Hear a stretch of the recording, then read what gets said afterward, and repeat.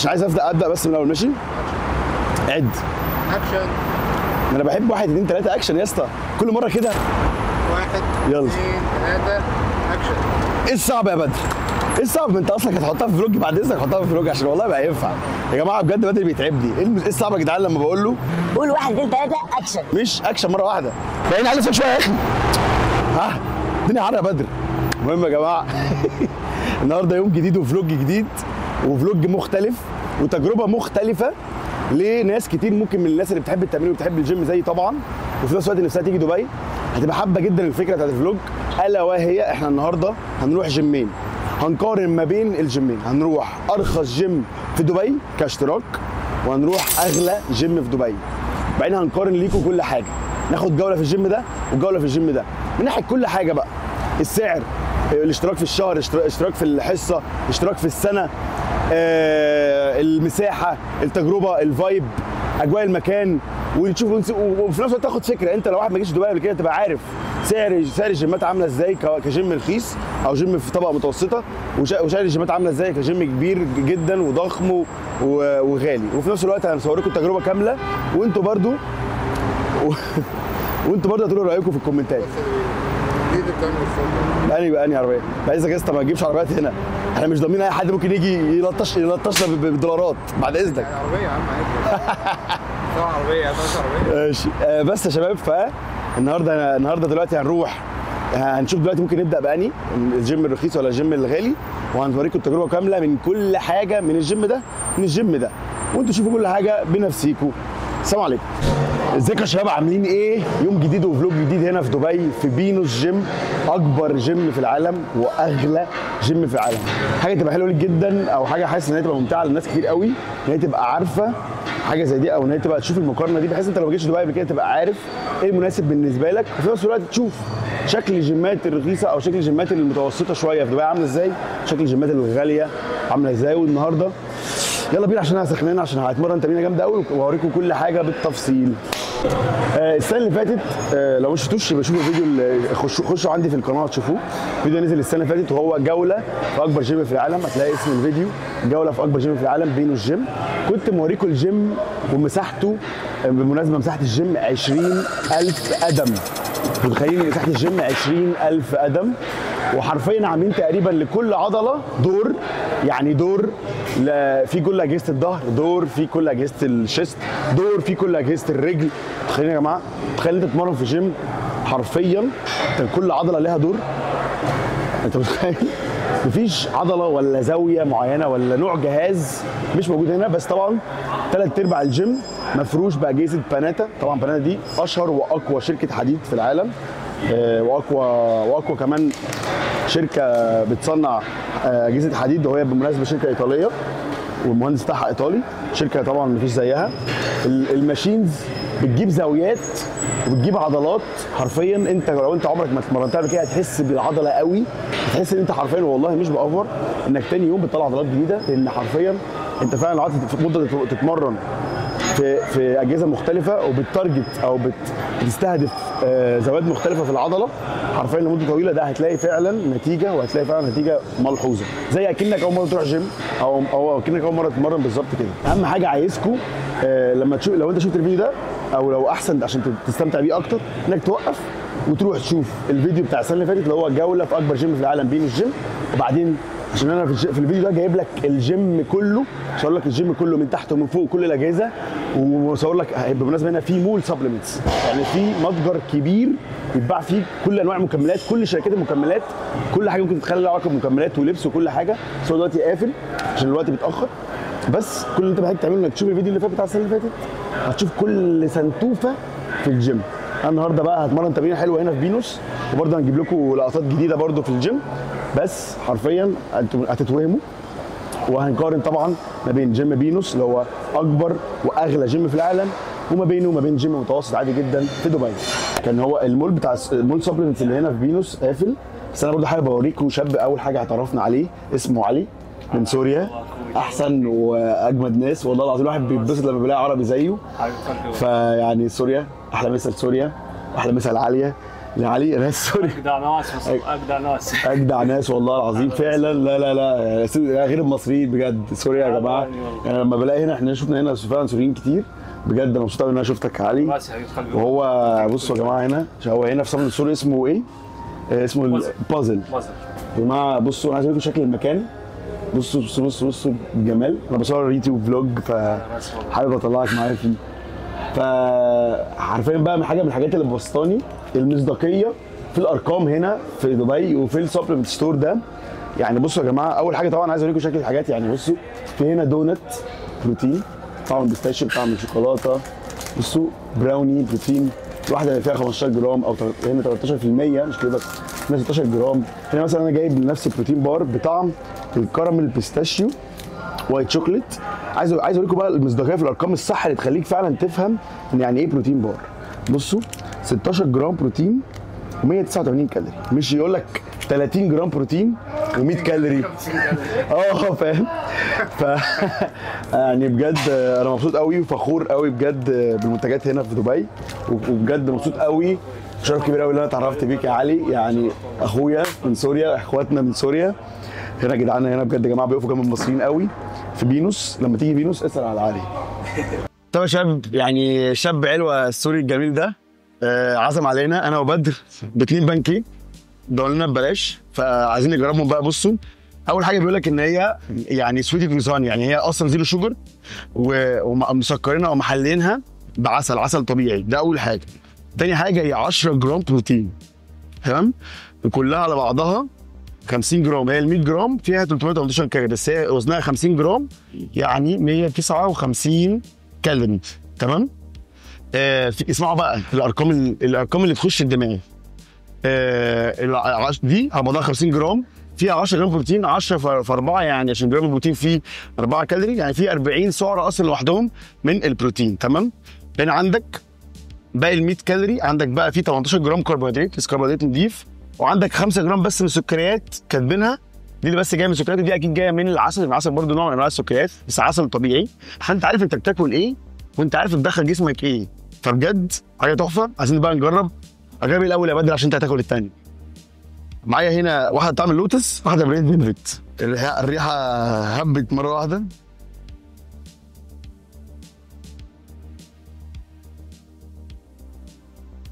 يا نهار.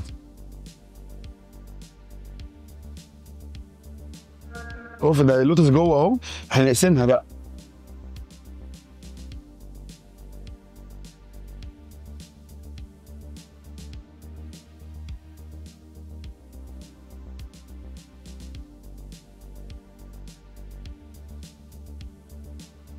عارفين دي لو سخنت في الميكرويف هجيب اجلنا انا وانت يا بدر كده. هات يا بدر، بس دوق انت بقى قدام الناس. انت الكاميرا كويس ها؟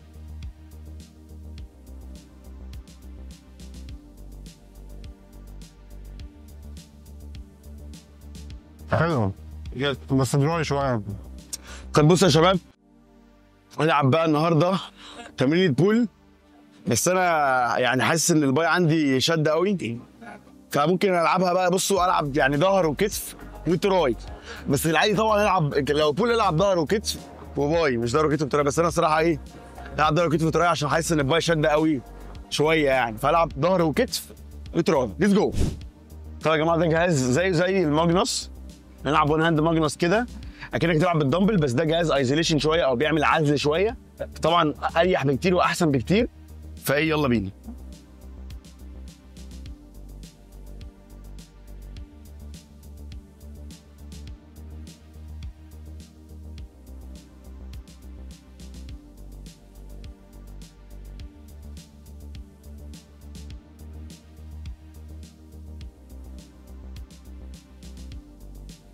حلو لذيذ الجهاز، بس ممكن نلعب برضو حاجه تانية شبهه برضو. دي موجوده برضو في معظم الجيمات عندكم، يعني ده ممكن ما تلاقوش قوي غير في فينوس مثلا او في جيمات معينه، فده موجود الفتره دي لقيته كتير قوي في مصر. بناتا ده برضو ممكن نلعب عليه كده برضو. انا هاند ماجنوس ايه موجود في بالانس صح؟ ودي يا باشا. ده بقى الجهاز ده موجود عندكم شويه في مصر، فايه موجود عندنا في مصر. انا اسف يا جماعه على كلمه عندكم دي، انا عادي، هو اسبوع اللي قعدوا في دبي يعني.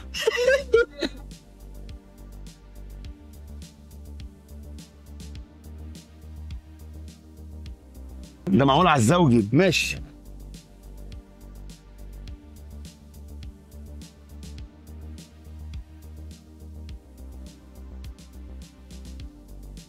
حلو قوي الجهاز ده، هزود اوزان. 23 3 عشرينات، ليتس جو.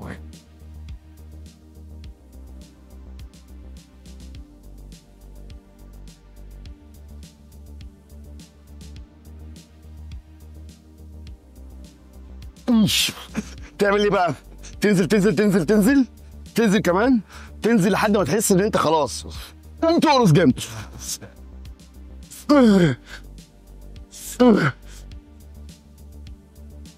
جامد. عايز اقول لكم حاجه يا جماعه، الاريا اللي احنا واقفين فيها دي كلها هي بتاعت الظهر والشيست وشويه باي وتراي ممكن يعني.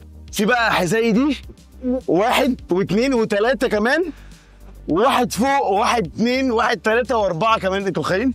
يعني في زي اللي احنا فيها دي 4 كمان تحت و4 كمان فوق. هنوريكم دخلنا مجموعه 4 عشرينات و4 عشرينات عشان نبقى خلصنا التي بار رو من بناتا. الجهاز ده يا جماعه لذيذ قوي قوي قوي، موجود عندكم في مصر، يا ريت تلعبوه. ممكن تلاقوه في بالانس جيم، اللي كنت بوريه لكم برضه في الفيديوهات اللي فاتت يعني، او في الفلوجات اللي فاتت. ويا ريت ما تنساش تشوف فلوج بتاع سلمى بتاع جوله في اكبر جيم في العالم بينو الجيم. هتشوف حاجات كتير قوي مصوره في الجيم ده، عشان انا عايز الحق اصور الجيم التاني ليكم، وفي نفس الوقت هنا الجيم مره بيقفل. ليتس جو يا حدين.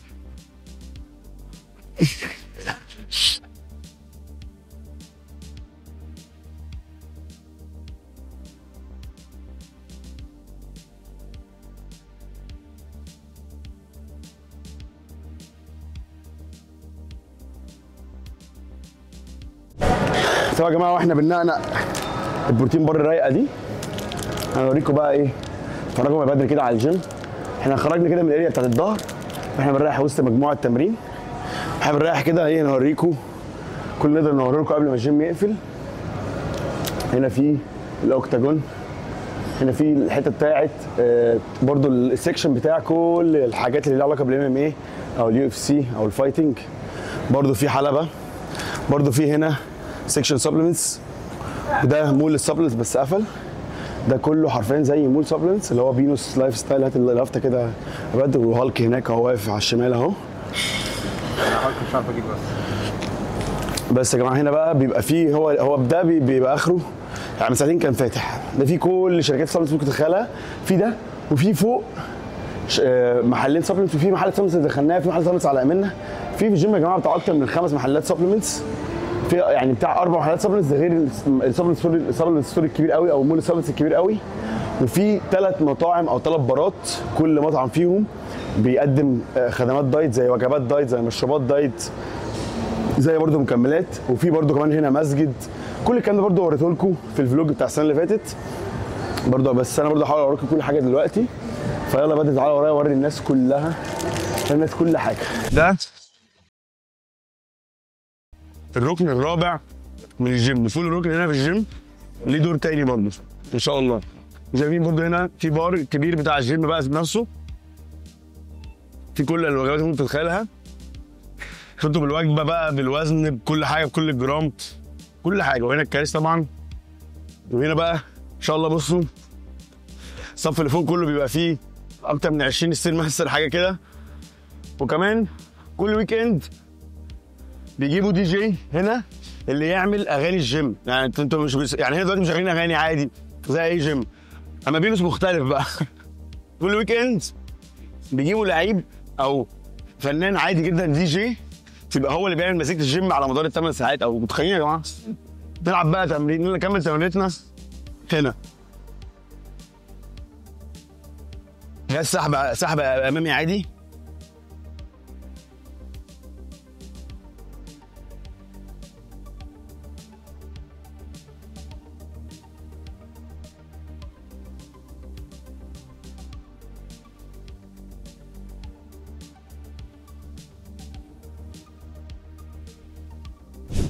هخلي لكم بقى تمرينة الظهر بتاعت النهارده برضو، يعني ادلعكم شويه، هبسطكم شويه، هلعب يعني هقسم مجاميعي كلها على كل الاجهزه بكل انواعها، حتى لو شبه بعض في الزوايا برضو هلعبها لكم عشان برضو ابسطكم. بنلعب برضو على الجهاز ده اللي هو عادي سحب،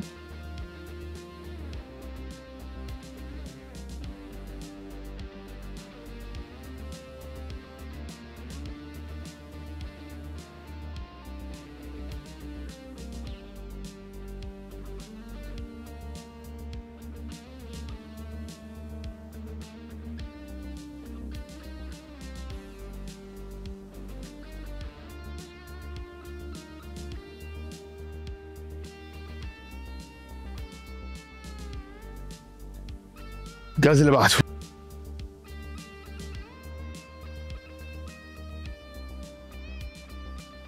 وزننا خفيف يا جماعه، بس انا حابب برضو اوريكم الاجهزه كلها بالميكانيزم بتاعها، بصوا عامله ازاي.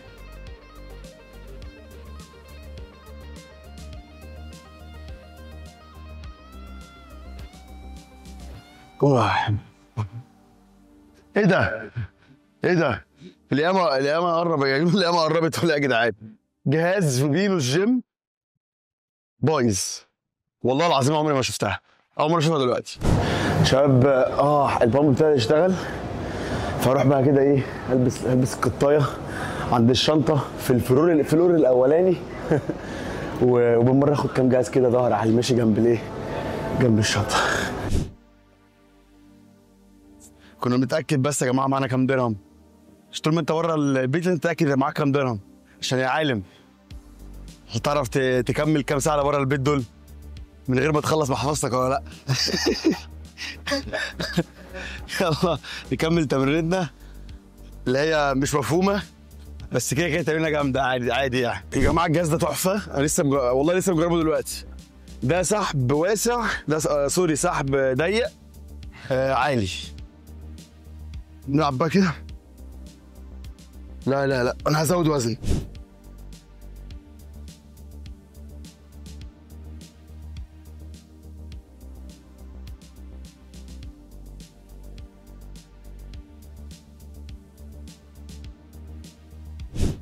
ماشي يا جماعه هنلعب دلوقتي. ده عادي، وان هاند ماجنوس برضو عادي زي الدمبل، بس ايه برضو قلت العبه عشان ده برضو موجود عندكم تبقوا عارفين.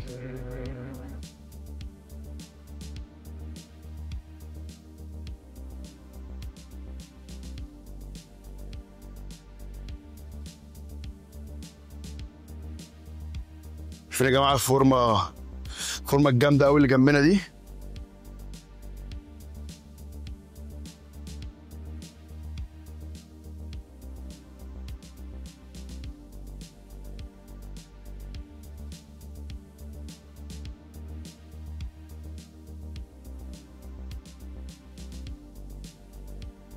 من اقوى الاجهزه بجد اللي حرفيا اللي دواخل الظهر او للظهر الداخلي كده من جوه، اللي هي كده يا جماعه الجناحين من كده من النص كده. ده عارفين من الاخر، عارفين السحب بتيجي تلعب على الكيبل سحب واسع، ده بقى بصوا بيخلي ظهرك نار يعني. بص انا عايزك توريهم بدري يعني، تعالى بدري كده يعني، تعالى بالكاميرا كده، تعالى فوقيه يعني. ايه قصدي يعني تعالى بالكاميرا فوقيه يعني. انا اسف مش قصدي حاجه يعني، قصدي تجيب لي ظهر للناس يعني. ماشي.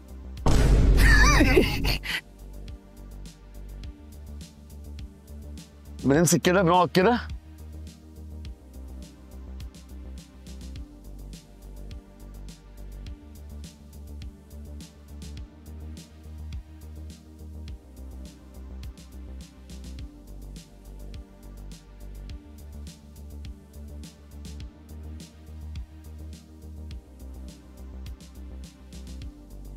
جهاز قوي جدا يا جماعه والله.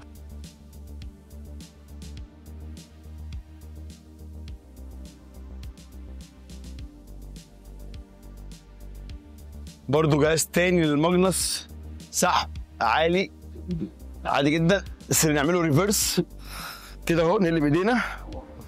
اهم حاجه بقى ممكن تعمل سبسكرايب عشان بجد عايز اوصل ل 100,000 قبل نهايه السنه. ممكن فعل الجرس ممكن بجد يعني مش ممكن يا جدعان، انا ضهري ورم، انا بتمرن لكم الجيم كله.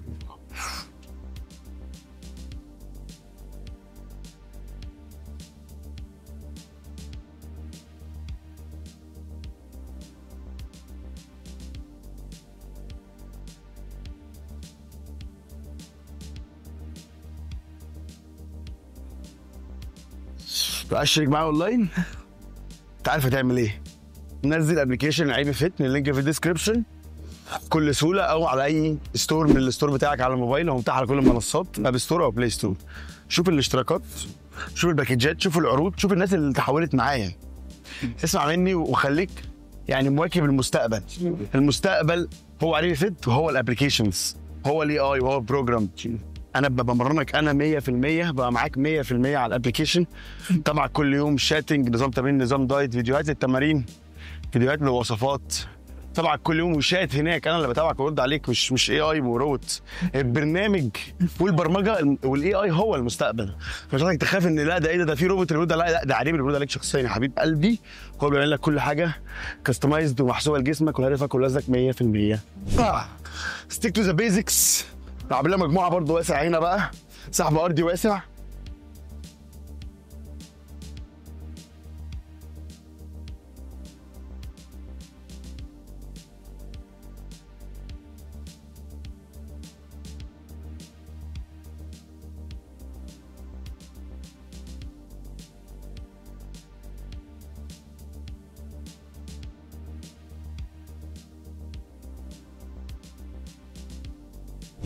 نلعب لنا برضه يا شباب مجموعه بقى سحب ارضي ضيق.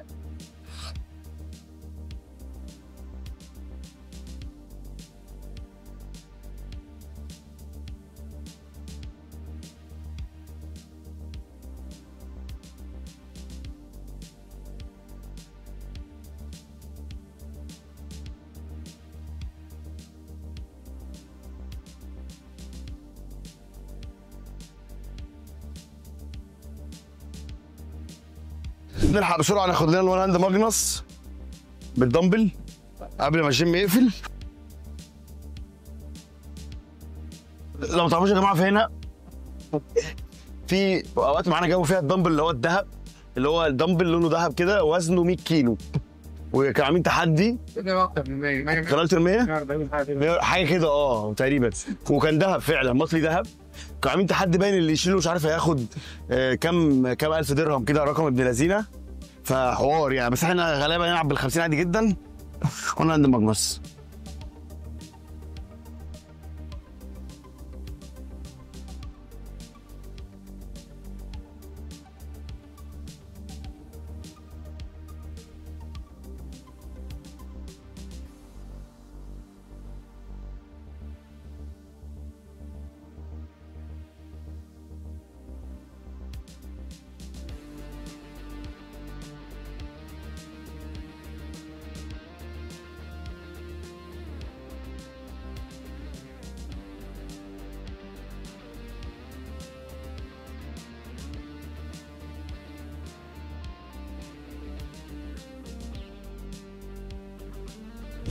بضرب فلاي كتف خلفي عادي جدا، مفيش اي حوارات.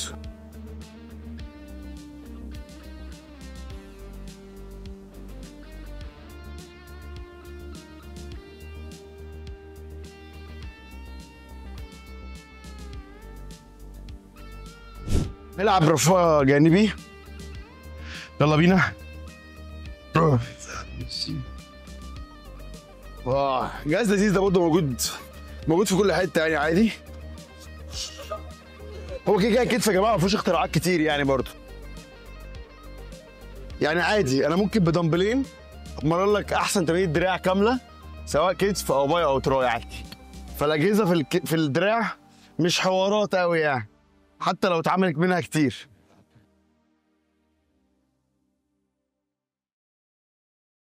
طب يا شباب، اخر حاجه معانا هنا في بينوس الاوضه البرايفت دي، او جيم صغير. لو انت بقى ايه، وده كمان من اول ما دخلنا منعزل، ما فيهوش اغاني ومكتوم شويه. ده جنبيه على طول حته الفايت كلاب، او حته الفايتنج بقى، اوكتاجون والايه حلبه وكده. فده لو انت ايه مش عايز وجع دماغ، عايز تبعد عن الناس شويه مش عارف ايه، هنا في كل حاجه ممكن تحتاجها برضه عشان تتمرن، اجهزه، بار، دمبلز، كل حاجه، بس اصغر شويه، كل حاجه جنب بعض، وكمان بعيد شويه عن الزحمه للناس اللي ايه تحب تفصل. عاملين كل حاجه حرفيا. يلا بقى نكمل تمرينتنا. بصوا يا جماعه التمرينه دي بصراحه التمرينات اللي يعني اللي بيقول لك جيب اصابات، اللي بيقول لك ملهاش لازمه، وانا من الناس دي برضه، بس الصراحه تفهموش بقى، تحبوا الواحد مش يتعود عليها بقى يلعبها عادي وخلاص. بس ممكن ما تلعبهاش، تلعب تكتفي بس بالرفرفه الخلفي بالدمبل او بالجهاز يعني. بس دي انا بقى لذيذه بحبها يعني.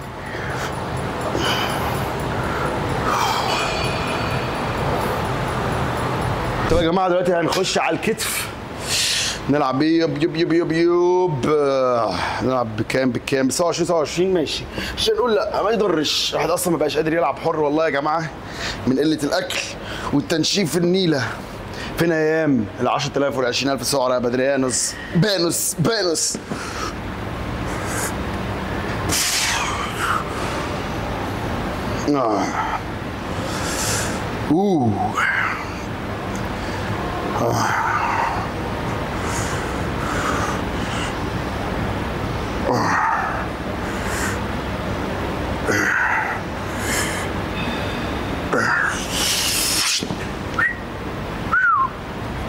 ماشي يا جماعه نلعب التجميع العالي. 3 مجاميع كده بوزن تقيل حلو. نلعب شكل خلفي وشكل جانبي، ممكن نلعب شكلين تراي، ممكن نسقسق شويه باي. حلو قوي على كده عشان عايزين نروح بقى للجيم الحنين بتاع الطاقه المتوسطه ونوريه لكم. جامد. يلا خش على الرفرف الجانبي بقى عشان اهم حاجه الكتف الجانبي. قولوا لي ليه؟ عشان لعيب فيزيك.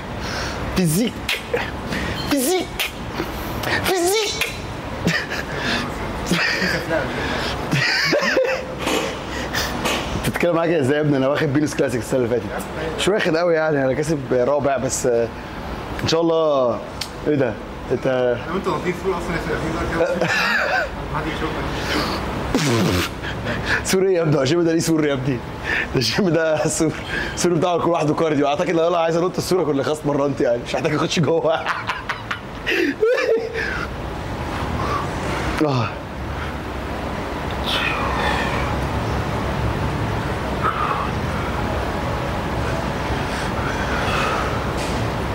جانبي بالدمبل. ستيك تو ذا بيزكس. يعني انا في التمرينه بتاعتي النهارده ده برضو لو تلاحظوا انا في بينوس بس كل شويه حابب ان انا العب لكم البيزكس او العب لكم الحاجات البسيطه والحاجات المعروفه دايما، في نفس الوقت العب لكم الحاجات اللي هنا في الجيم، الاختراعات والحاجات المترقعه. بحب برضو العب في التراي انا الفرنساوي بالدمبل عادي جدا، فردي اهو.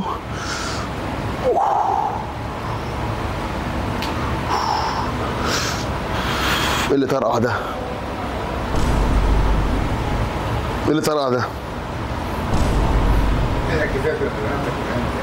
ايه؟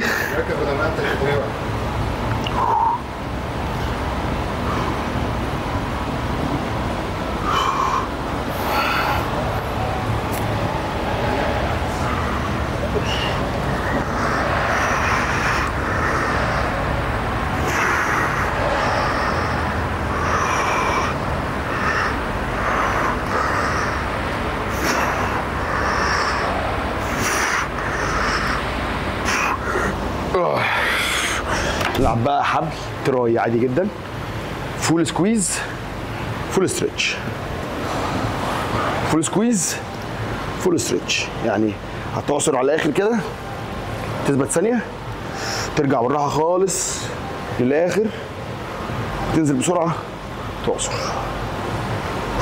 نلعب 3 مجاميع كده بوزن تقيل، 15 10. ما تسالونيش ليه عملت العدد الغريب ده، بس ده اللي طلع مني بقى خلاص، اعتمدوه يعني. نلعب بقى بدل الحبل مسطره تراي، اهم حاجه برضو كعنك جنبك، وفول سكويز وفول ستريتش. تعصر للاخر قوي زي ما انت شايف كده، تعصر التلاته ترجع لحد الاخر بالراحه. 3 مجاميع 16 12 10. او ممكن تثبت عدد عادي قليل وتلعب بوزن تقيل قوي يعني، هات اخرك.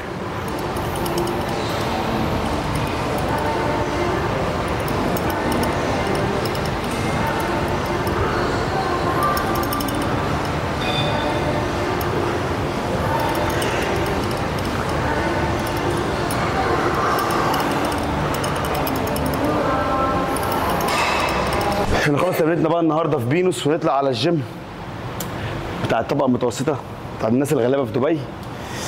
هو اهم حاجه القطنيه، نلعب القطنيه، تلعب ديد ليفت تلعب قطنيه. بس انا ما بحبش العب ديد ليفت بصراحه، واوزان تقيله قوي، وانا بحب الاوزان التقيله جدا. بس بصراحه انا حاسس ان انا بس انا عمال اغري كده معاكم يا شباب في مكان مش مناسب يعني. بس سريعا، ليه انا عمري ما ظهر لي فيديو بلعب ديد ليفت؟ عشان بيجي لي الاسئله دي كتير.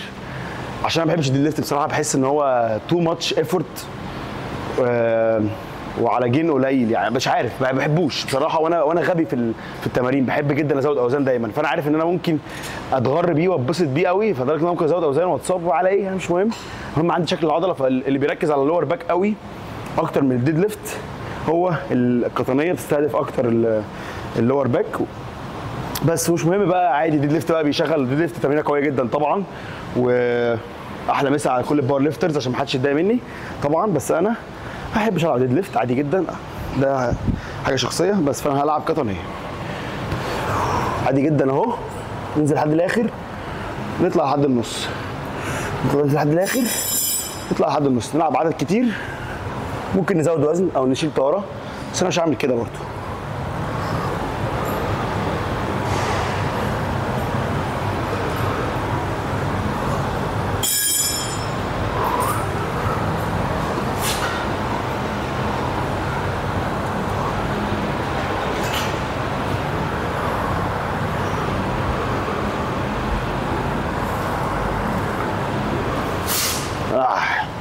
يا تلعب قطنيه من 20 ل 30 عده كده بالاداء ده بالراحه خالص، يا تلعب ممكن 10 عدات ماشي او 12 عده بوزن تقيل وتمسك طاره 20 او طارتين 20 وتحضنهم وتلعب.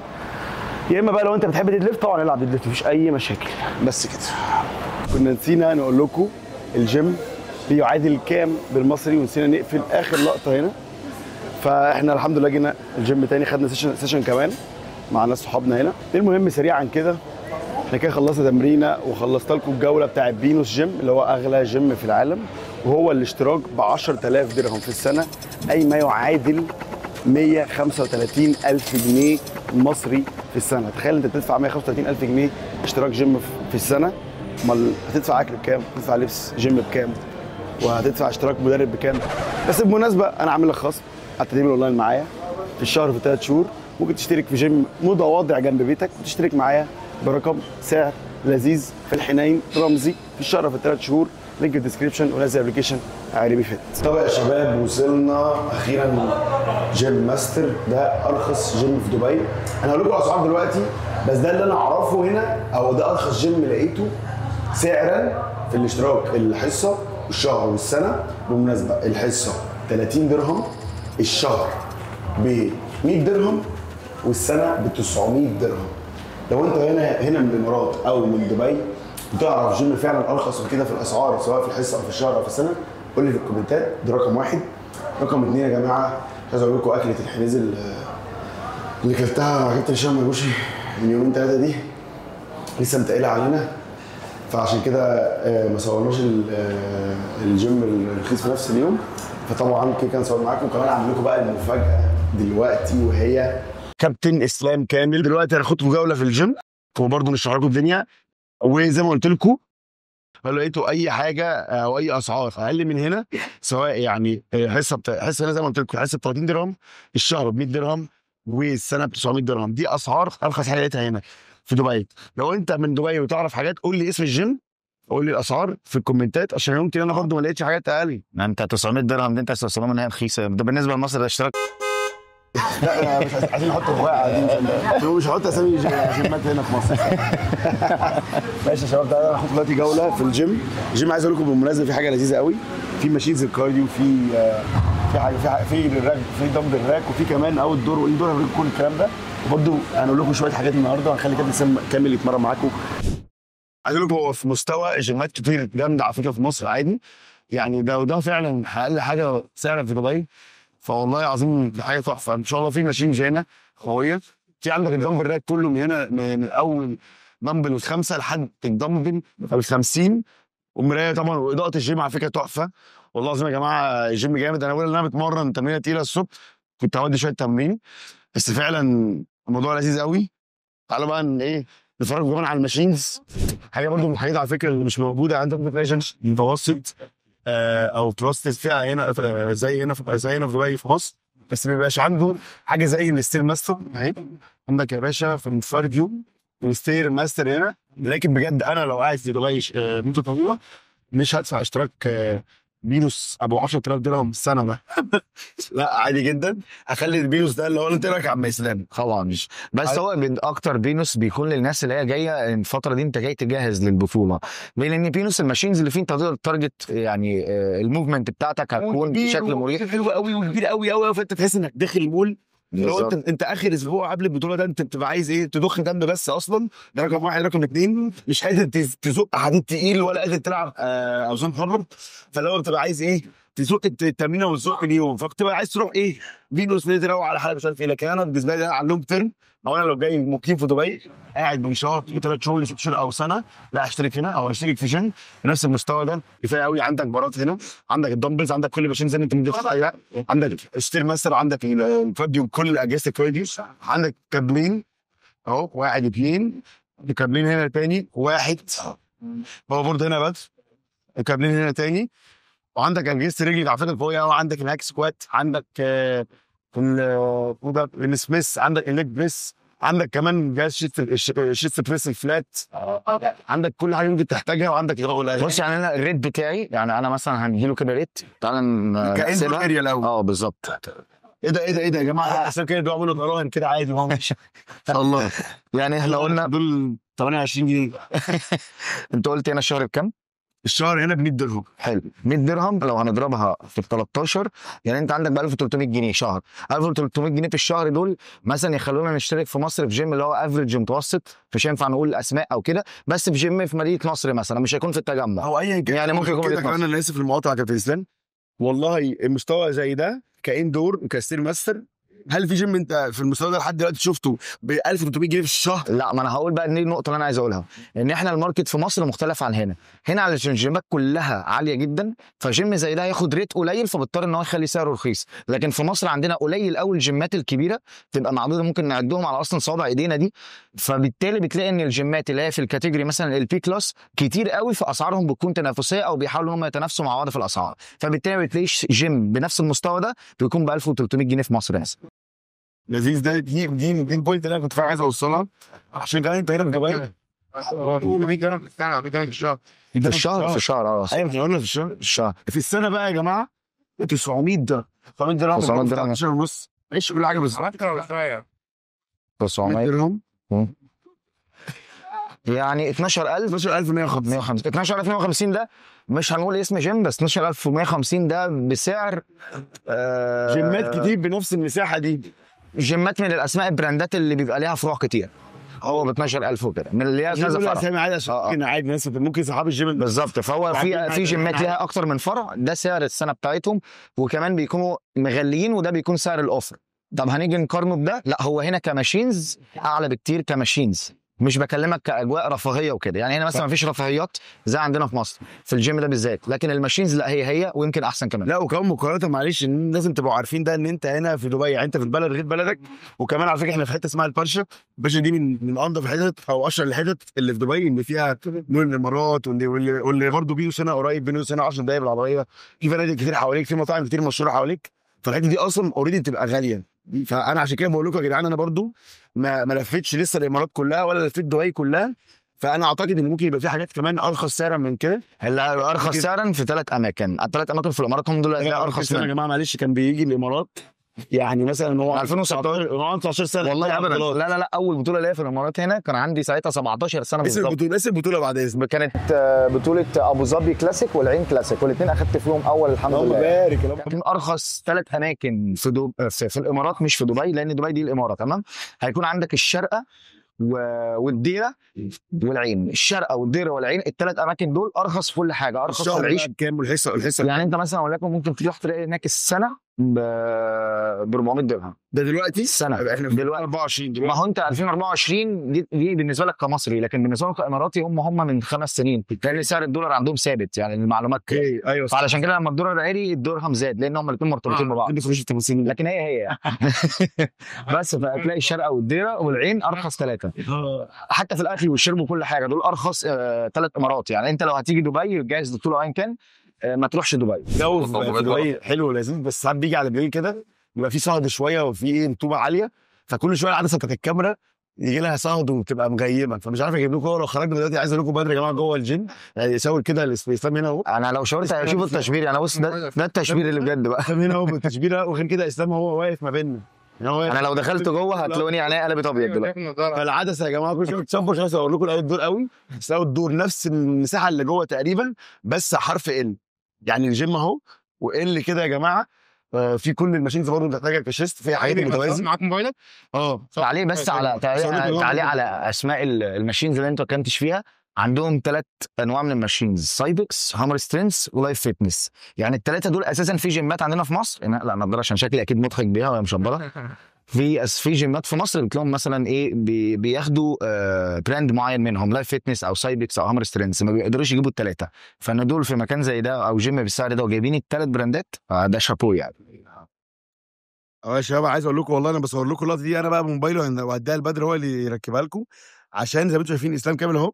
هو واقف ما بين الان دور والاوت دور اريا، والنضاره بتاعته كل شويه تشبر عشان العدسه يا جماعه. كل ما بدر بيخرج بس العدسه بتشبر. هو جو يا جماعه دبي تحفه بجد، بس الفكره ان بالليل الدنيا بتبقى بقى رطوبه عاليه شويه ومصهده شويه، فبتخلي ان طبعا انت واحد بتلبس نضاره زي كابتن اسلام كامل كده. معلش يا كابتن اسلام يعني ربنا يا رب يفرجها وتعمل الليزك. انت يا عم في ايه يا عم؟ انت فين فلوس البطولات؟ ما مش لاقي حد افك منه دول. اوكي ماشي صح. فبس يا جماعه، فعشان كده بصور لكم اللقطه دي بالموبايل عشان شايفين بدر اهو يا جماعه. سي هاي. بس كده يا جماعه، فعايز اقول لكم الاندور ان شاء الله هو نفس مساحه قصدي الاوت دور مساحته بالظبط زي الاندور. هو بس يا حبيبي معلش، بما انك حضرتك صورتني من بعيد فانت اكيد جبت الشبشب. انا يا جماعه نازل بالشبشب عشان هو نزلني من البيت مفاجاه. ماشي يعني انا اكيد مش جاي الجيم كده. هتلاقوا الشبشب يا بدر من زاويتين كمان، زاويه بدر وزاويه عشان بس هو عندنا في ان هو مش عايز ينزل معايا، بيقول لي البس الجسم بس كده. عايز اقول لكم يا جماعه ميزه هنا في الجيم بقى، الجيم فتح 24 ساعه. احنا بنصور 5 الفجر وهنصلي وهنخلص ونطلع نصلي الفجر كمان باذن الله. ما شاء الله الجيم مساحه الاندور زي بالظبط الاوت دور، بس الفرق ان الاوت دور يعني الجيم اهو الاندور اهو والاوت دور ان، وانت هتشوفوا ده بالفيديو اللي انا مصوره لكم ما شاء الله.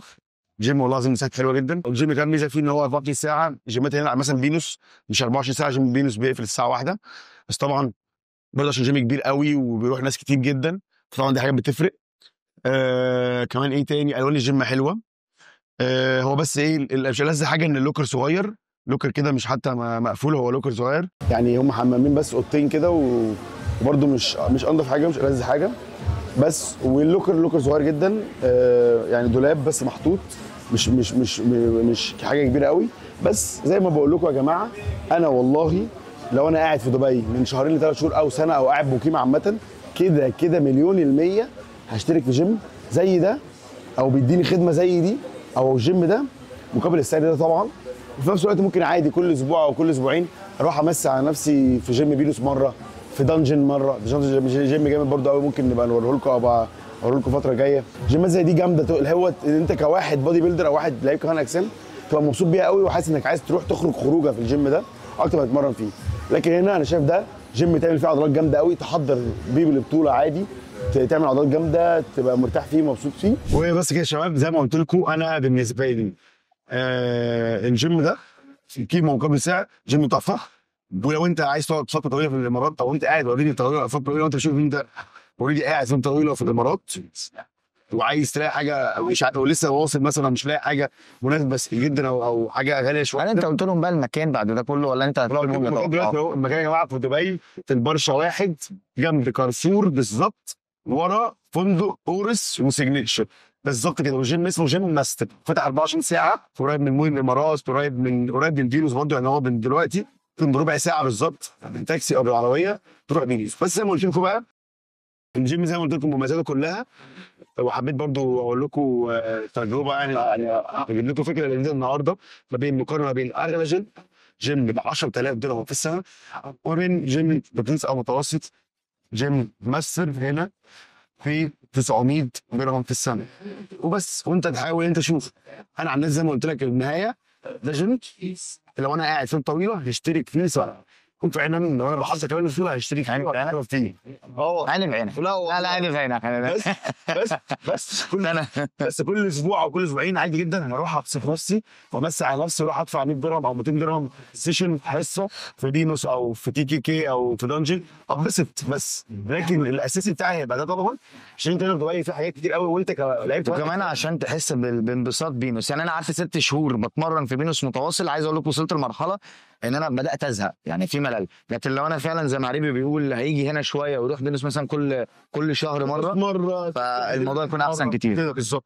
مرنا في فينوس كان حميز ونعمل حاجه مختلفه نتصفوا بيها، وان شاء الله فلوجات جايه الفتره الجايه، هتكسر الدنيا. عقبال الفيديو بس تعمل فول كابتن اسلام كامل العالمي. السلام عليكم. سبسكرايب لايك كومنت جرس.